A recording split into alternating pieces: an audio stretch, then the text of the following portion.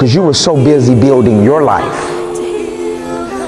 that you didn't know God is what? 1 John, God is what? Love. God is what? Love was calling you, but because you didn't recognize love, you didn't respond to love. Love was calling you. And because you didn't know that love was calling you, you end up pursuing something else. So we looked at Samson, and Samson spent a good portion of his life running after women, looking for love, getting his heart broken. Then at the end, what did he end up having? He ended up having no relationship anyway. And at the end of his life, he said, what? Well, God, if you just give me just strength back, I'll end up doing your will anyway. One of the things we pointed out is, after all, you spending all your youth and pursuing all that you're pursuing and going after this person and going after that person, going after this and trying to please this person and trying to make this person happy, at the end of your life, don't be like Samson and say, well, you know what? All of that was for nothing in the first place. Because it's about investment. So I want to talk about strength on tonight. So here we are, and we're in Judges chapter 16, and I want you to look at verse 5. And the Lord of the Philistines came up unto her and said unto her, entice him and see where his great strength lieth, and by what means we may prevail against him, that we may bind him to what? To afflict him. And we will give thee, every one of us, 1,100 pieces of silver. And Delilah said unto Samson, tell me, I pray thee, wherein is thy strength lieth, and wherewith thou mightest be bound to afflict thee. Where do we get our strength from? We get our strength from God, right? We get our strength from God.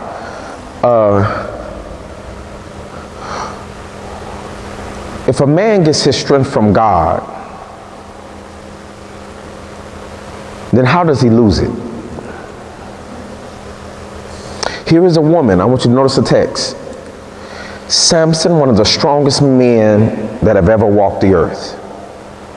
He's a strong man, and God is giving him his strength. Men go to his wife and say, entice him and find out where he gets his strength. Here's a woman who approaches a man and says, where is the source of your strength? He's never told anybody where his strength comes from. He's powerful. Nothing can stop him. Nothing can stop him. Nobody. He's with God. God is supplying him. But if God is supplying him, if he gets his strength from God, how does a man lose strength? You come out of Bible study, you had a good week, you've been walking with the Lord, you feel strong. What takes your strength away? Somebody had mentioned sin. Every time you sin, you get a little weaker. Sin takes your strength away. In the case of Samson, the relationship he's in and the type of relationship he's in is taking his strength away. So now, the people he's supposed to be fighting, he's in love with one of their daughters. So now he can't fully focus on what God has him to do because he's giving part of his strength away to the women that he's after. So she goes to him and she tells him, tell me where your strength comes from. The first time she asks, he lies to her. So his strength was not known. And Delilah said unto Samson, behold, you have what? Now, you know what I expected my baby to say? I expected Sister Delilah to say, I hope she'd be a sister. Sister Delilah to be able to say, baby, you beat them men up. Baby, you did a good job. I saw you break them whips and you went out there and you beat all them. You better come on here and get some cornbread. He defeated men who were trying to kill him, and the only thing she says is, you mocked me? Wait a minute, you don't see them dead men?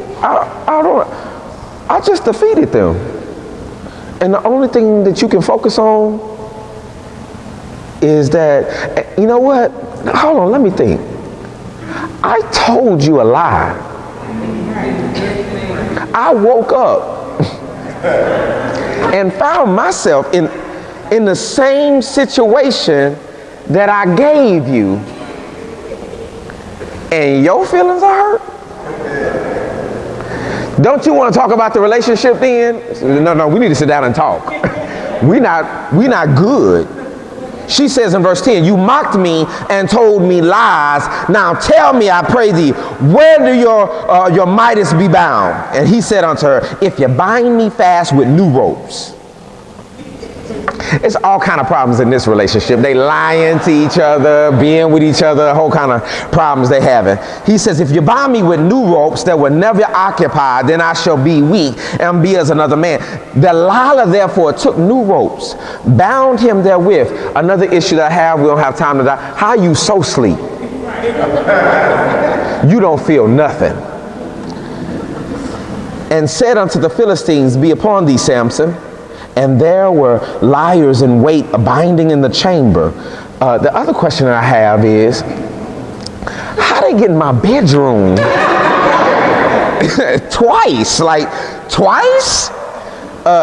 Lying in the chamber, and he break them off of his arms like a thread. Verse 13, and Delilah said unto Samson, hitherto you mocked me and told me lies. And then I realized something about what you're pursuing. You can be so focused on what you're pursuing that you don't see the signs that what you're pursuing is not good. Somebody says, I didn't see that before. You know why you didn't see that before? You were so focused on obtaining this that you made sure that nothing was going to prevent it on your way. So you ignored all of the signs. You ignored the signs that they were selfish. You ignored the signs that they were not kind. You ignored the signs that they constantly poked fun at you and made and talked about you and talked about your body, or they talked about your family. And now you 10 years, 15, 20 years deep saying, I don't know why they don't get along with my family. When they were fighting your cousins in year one, you ignored all the signs and you called it horse playing. And now you deep in it and you realize, you know what? How could I have missed that? You know what you do? You do the same thing when you're trying to purchase something. The store knows that you're so focused on buying this that you're not reading the contract you're signing. You're so you know what the dangerous thing about a loan? You know the dangerous thing about a loan? When you're so hungry for the loan and you only focus on the money that you're getting, you don't read all of the strings that are connected to you signing. So you so focused on the thousands of dollars that they're about to pass over that what you're about to sign, they're literally finna enslave your soul. You're giving up your soul just so you can have a few $1,000s, and you didn't read. And you know why you didn't read? Because you're so focused on what you want that you ignore everything else. So when they tell you, hey, listen, I don't think she your friend. Hey, you know what? I don't think he love you. I just don't. I mean, looking at how he just drove off and left you in the middle of the street, that's a sign. You know, that's a sign that he never mentions you. He never talks about. There are signs there are signs. That time he pushed you down the stairs. I don't know, to me that looked like a sign. That's a sign that she never opens up to you. She's always hiding stuff from you. She's okay with you just going off and she don't really care where you are. Just guessing. There are signs that something is not wrong. How many of you ignore signs so that you can pretend that everything is okay? Somebody say, I dare not bring that up because then we'll get into an argument. So then I'm going to stay away from it. What you're saying is, I'm going to be blind to it so we can fake and be happy. We can fake like everything is okay. Didn't we have a wonderful time tonight? We went out to eat and we did this. And so to not argue, to not fight, or not to deal with any, I'm going to close my eyes because you know what I want? I want peace.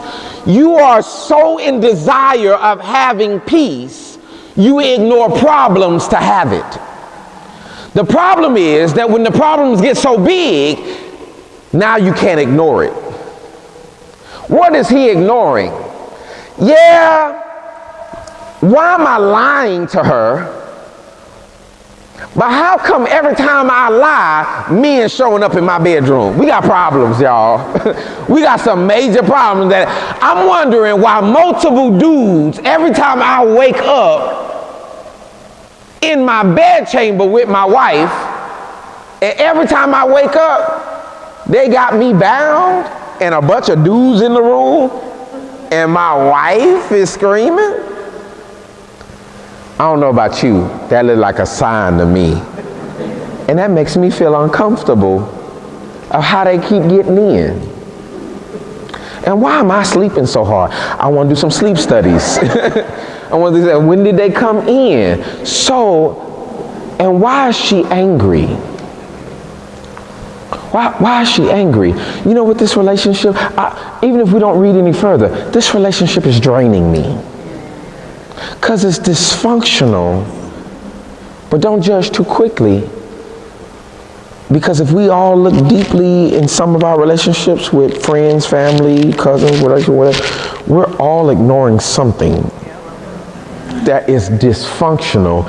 And if somebody had the opportunity to get close to you and look and say, you just gonna ignore that? Okay, he just cussed you out. You not, that's cool? Is that cool with you? Is that how you operate? That's not healthy. I'm guessing. Something's not healthy. She says, she's angry with him and says, why are you lying to me? It was Deacon Eddie Kane that said,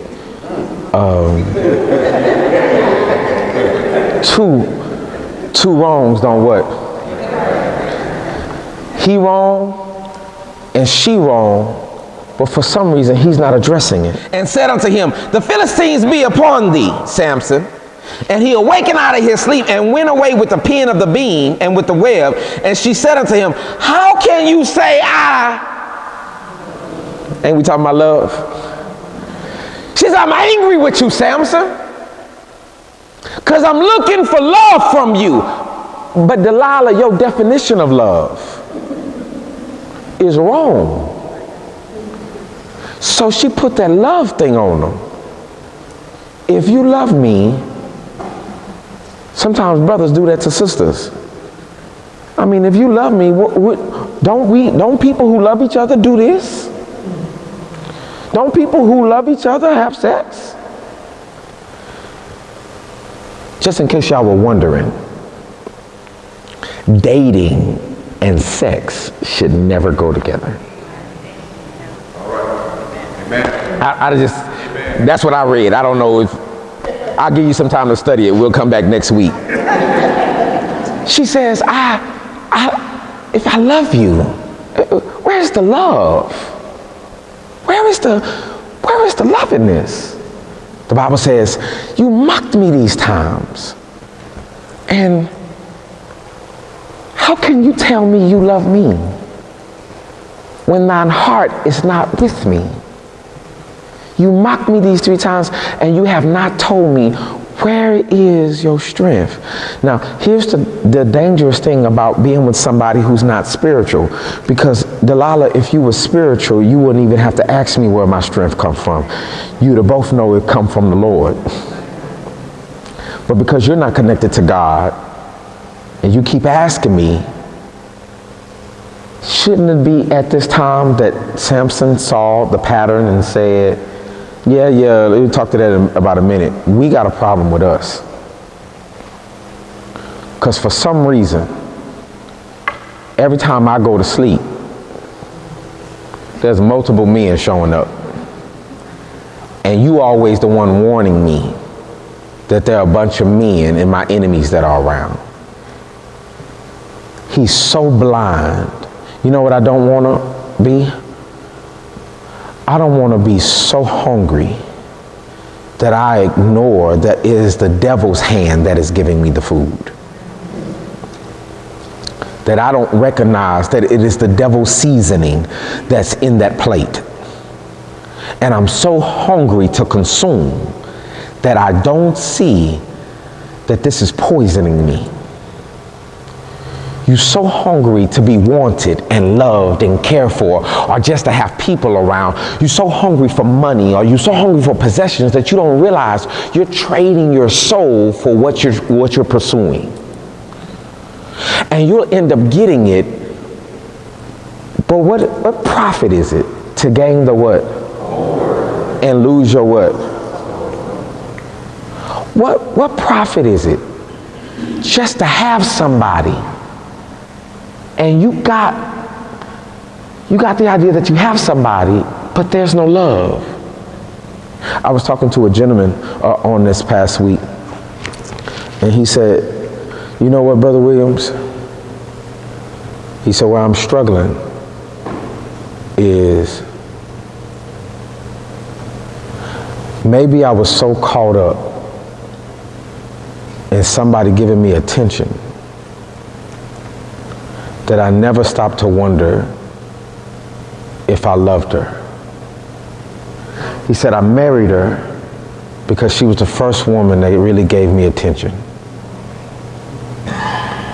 No woman ever really showed me any attention before, and when she showed me attention, I jumped on it. So now I'm in a situation, she's not in the Lord, and we're having all these other issues. And I realize I got what I want now. But now that I realize what I have is not enough. Because I went and got it. And I didn't wait for God to bring it together. I was so hungry because I wanted to hold on to somebody who was going to show me attention. That now that I got the attention, I need more. And I don't know how to tell her I need more from her. But maybe now I'm coming to the realization, maybe she doesn't have it to give. And now I'm trying to figure out what I need to do. Ain't that a horrible situation to be in? When you want something from somebody, we talked about this a few weeks ago, and they don't have it. And instead of you asking God, you were so focused, you signed for that cell phone. And you realize, isn't it a horrible thing if you sign up for a new plan and they tell you you got nights and weekends? Y'all remember that? And you look across the way and you realize you could have had unlimited minutes. And you got to get off the phone and say, hey, listen, it's Tuesday. This ain't I ain't got no more minutes. I got to get off the phone. You taking up my minutes. What do you want? Hey, email me what you, no, don't text, because that eat up some time too. The Bible says in verse 16, and it came to pass when she pressed him what? It's so good to study the Bible because I see patterns. You don't have to be the one to have to go through. Somebody's already been through it. If you talk to Brother Samson at this point, he said, man, my wife is on my back daily. Maybe not with such intensity. She on my back, man. She pressing me what? Daily. She keep trying to get this information out, and I don't want it. For someone, he doesn't want to give it to her. But he's ignoring. She's wearing him down, sisters.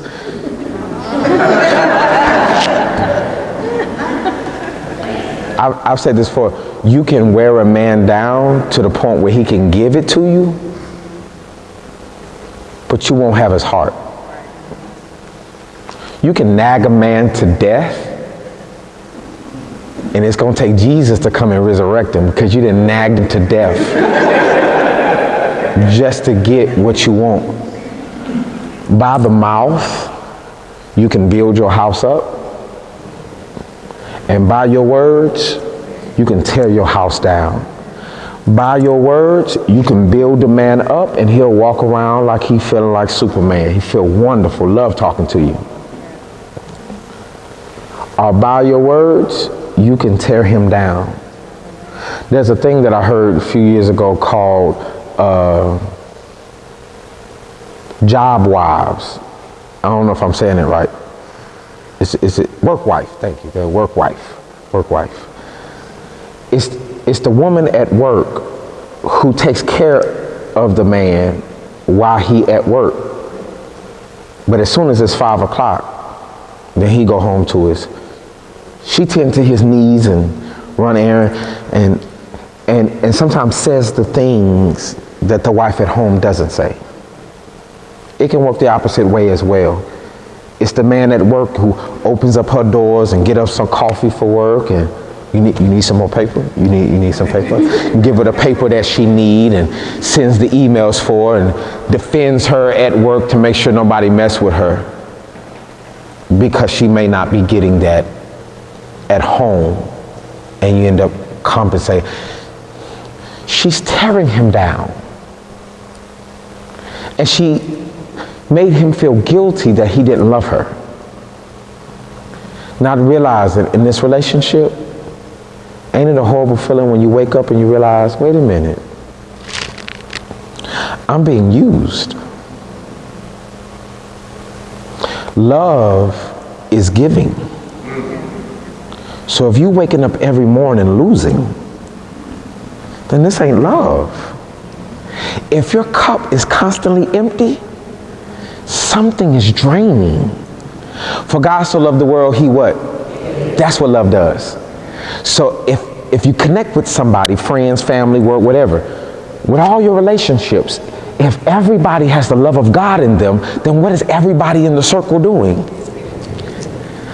I don't have a difficult time talking about God with my father. So when I talk to my father, we can go back and forth. We can talk about God. And where's the source of my strength?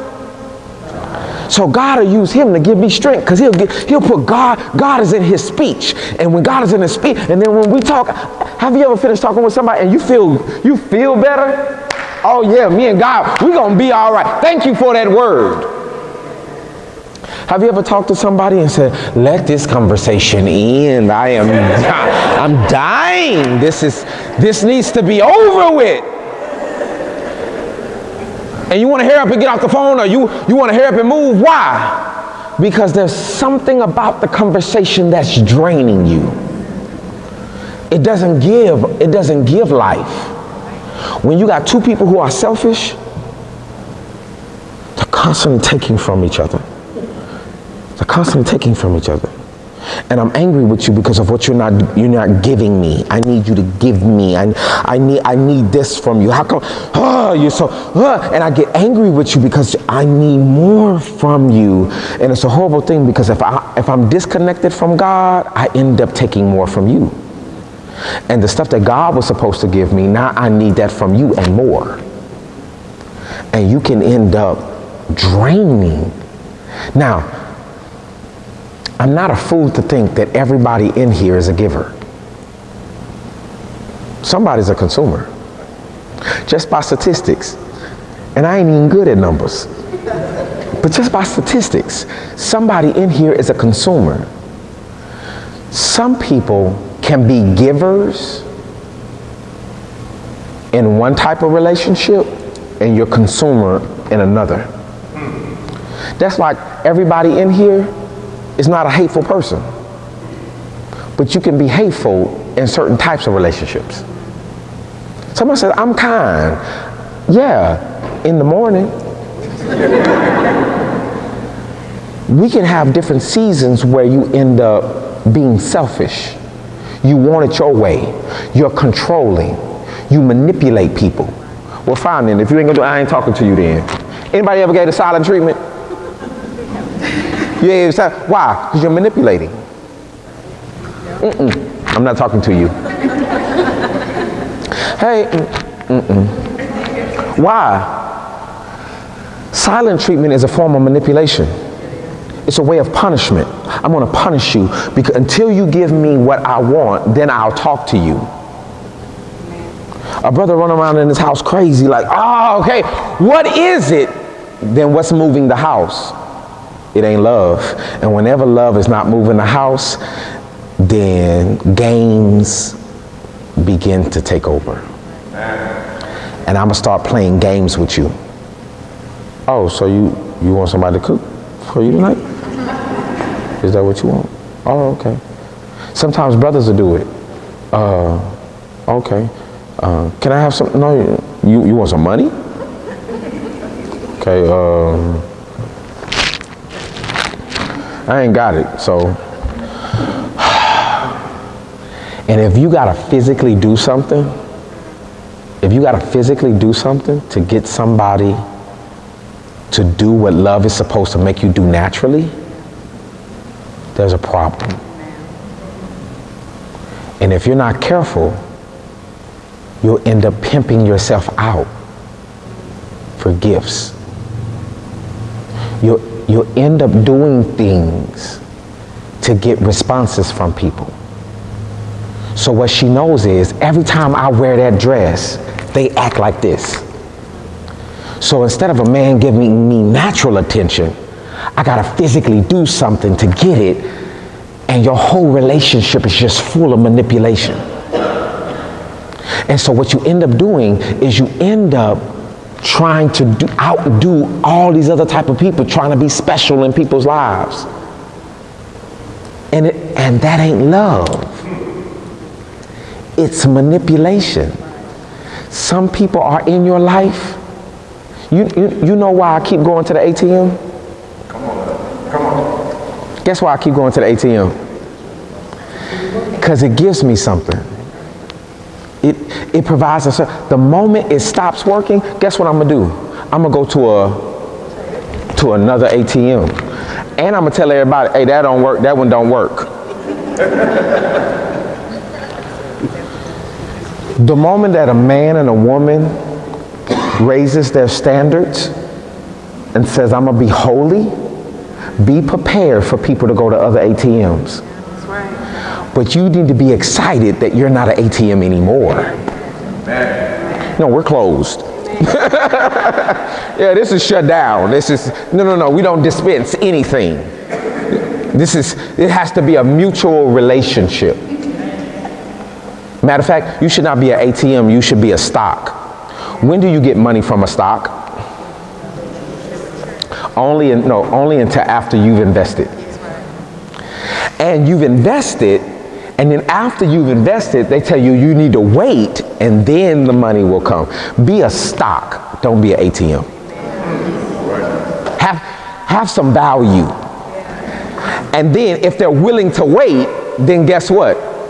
You don't get into stocks thinking, hey, I'm gonna put this money in today, but I'm gonna need it by Thursday. I'm gonna need this money. No, that's a different type of transaction and a different type of relationship. So she manipulates him. As we'll come to a close, I want you to see this. Verse 17, that he told her all his heart. In the relationship with Delilah, it is not until verse 17 that he actually becomes vulnerable with her.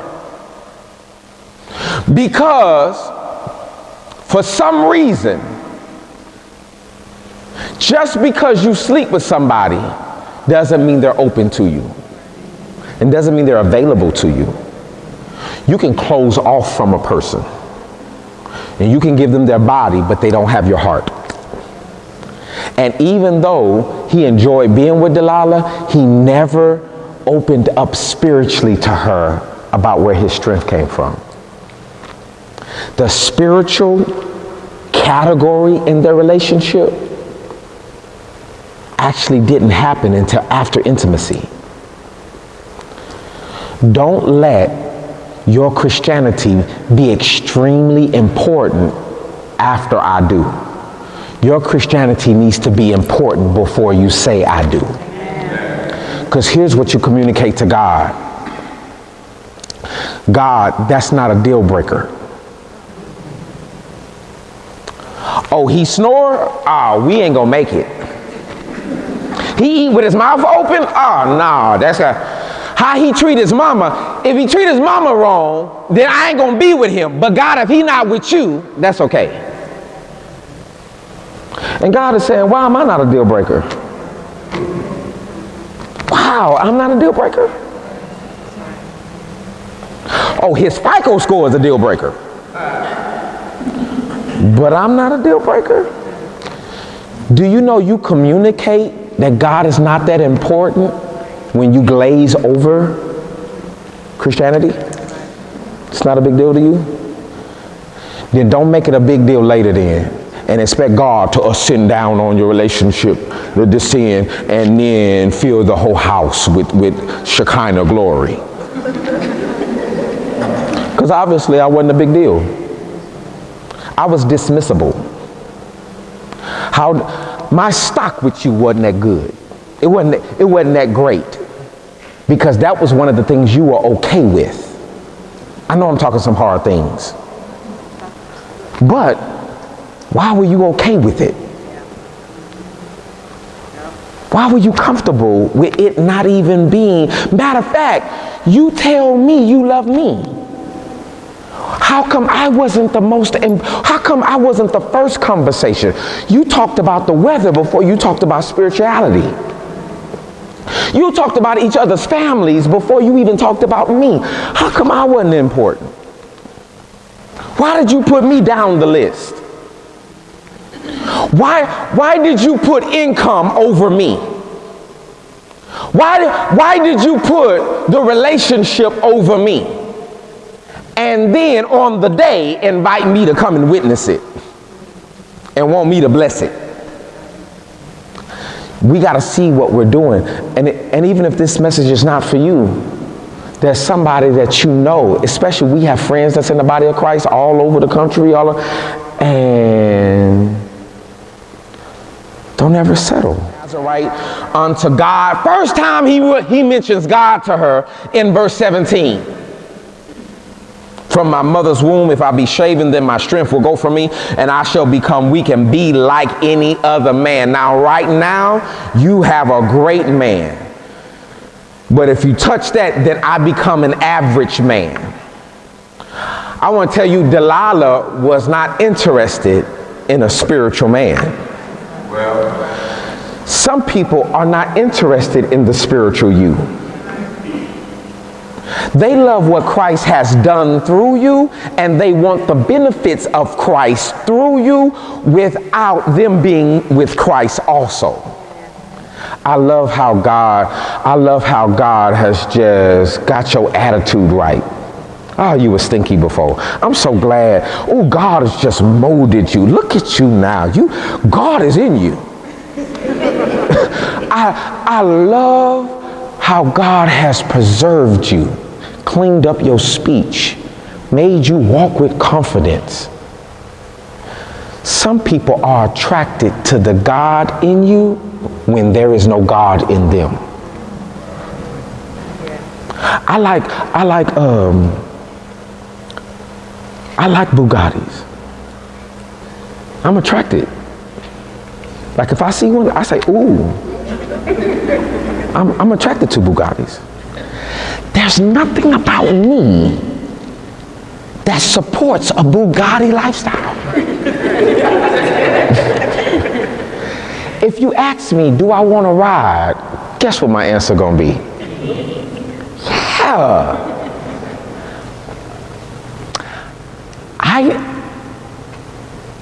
I don't want to pay for the service charge, the upkeep. For the cost of a Bugatti is the cost of a small apartment. I'm talking about the insurance. to put a Bugatti on your insurance is the cost of a small apartment. No, I don't. There's nothing about me that fits a Bugatti lifestyle. But I will compliment the Bugatti all day. Oh, you're looking good. Oh my God. And it would be dangerous for the Bugatti to be attracted to me when I can't support the lifestyle. Mess around with me and your engine gonna start knocking because I can't afford the oil change that goes with the Bugatti. You mess with me, it's not going, there's some stuff that's going to start because I don't have a garage that fits the Bugatti lifestyle. You're going to be right under there underneath the shed. And you're saying, it's okay for me to like it, but I'm going to have to change in order to be with it. And sometimes, brothers and sisters, people look at you and they see the Bugatti Christ in you. But you got to be careful because everybody can't support the Bugatti Christian lifestyle that you say you're trying to live, and you're going to find yourself outside on the street when you're supposed to be in the garage because they didn't really have any place to put you. And you end up trying to take care of yourself. What happens? She called for a man, and she caused him to shave off the 7 locks of his head. She began to afflict him and his what? How did Samson lose his strength? Be careful of the relationships that you tie yourself to. Tying yourself to the wrong relationship will mess up your prayer life. You were supposed to pray tonight. Now you can't even pray right. You were supposed to run with, now you can't even do it because it's just, you didn't even realize you were drifting. We'll conclude at verse 3. What does verse 3 says? This is the wisdom that a mother tells her son. Man, you got strength. You got strength in you. Don't you ever give your strength to a woman. And be careful of your ways to that which destroyeth kings. Be careful of your lifestyle and be careful of your relationships. Because you'll end up giving your strength away. What God gave you personally, you can actually give away in relationships. And you don't realize that God actually supplied you with everything that you need, but you gave your strength away. There is probably a person in here right now, or there's a person that's in the world that if they walked in here right now, they can come up to you and they from your past, I need to talk to you. Right now, I need to talk to you. You like, oh, y'all, excuse me. And you say, and maybe the people around you, you ain't got to go with that person. Stay right here. But they got a little bit of your strength. And anybody that you've ever given your strength to, they can talk to you like nobody else. They can stand out. I need to talk to you. Pamela, go home. I need to talk to you right now. Man, why you finna go out there and talk to her? Because I gave her a little bit of my strength. So I gotta go talk to her. If a strange man or woman came to you right now and said, I need to talk to you, you better get out my face. Where your confidence come? How are you so strong with a stranger? Because you still got your strength. But when you give your strength away, sometimes the people that you gave your strength can talk to you any kind of way and all kind of crazy, and you take it because you don't know how to get your strength back. Because once you give your strength away, all your exes can show up. Hey, we need to talk to you. What y'all doing here? And you out there screaming outside in the parking lot, and because you gave your strength away. And when you give your strength away, that means you were vulnerable, which means you share some things that they know that nobody else knows. So sometimes you go outside to talk to them because you don't know what they'll say or do. And so now you're trying to find a way to get your strength back. I could be just shooting that out in the dark. But if what I'm saying is true, church, say amen. And you know what I don't like seeing? I don't like seeing members of God's house being manipulated and being played and deceived and parking in driveways that don't support your lifestyle, being drained and being taken places that God is not calling you to, because you're trying to pursue something and get something that is actually beneath you. If we can see the patterns in the scripture, maybe we can help the next generation not be like Samson. And we could tell the young ladies and the young men, baby, open your eyes and watch patterns. Be careful of your hunger inside, that your hunger shouldn't be so loud you can't hear God's voice. And as this mother told her son, don't give your strength away, baby. Because once you give your strength away, you don't have enough to complete the assignment God has for you because you gave it away. Now you're weak and you're wondering, now you're asking God for more strength. And you know what God is saying? But I gave you enough strength. What did you do with it? And you know what you have to say? I gave it to them. I gave it over here. You haven't been a good steward of what I gave you? Don't teach God to give your strength to somebody else who will be responsible with it. Because now the assignment that I have for you, trust and believe, God will give your assignment to somebody else because he's tired of seeing you weak. But the only reason you're weak is because of who you choose to give your strength to. If you're here on this evening and you realize, you know what, I need to step back. I need to evaluate what's going on in my, you know what, I am weak. I find myself arguing. I find myself not being as strong as I need to be. Could it be because you're entertaining too many people and you're giving your strength away? Or maybe you're operating in something that you think is love when really it's manipulation. And you are playing games with one another, trying to experience love through the game. And you saying, hey, listen, you can play video games all day long. You know you're not on the football team. You know that, right? I'm cold. You cold on the screen, but you know that you still ain't got no real jersey.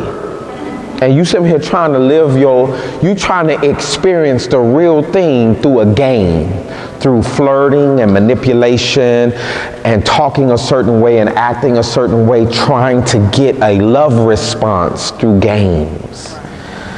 Have you ever got old enough where you said, listen, I ain't in the mood for no games. So if you ain't got the real thing, then you can keep it. Because you get tired of what? The next game I play, I need a check from the NFL. It's gonna come with some type of bit. You get to be able to see me on TV. That's the next game. Other than that, we ain't got time. Isn't it wonderful if we all had love in our heart that we don't even play games with one another? I ain't got to deceive you and trick you to be my brother and sister in Christ, that we can actually just be genuine with one another.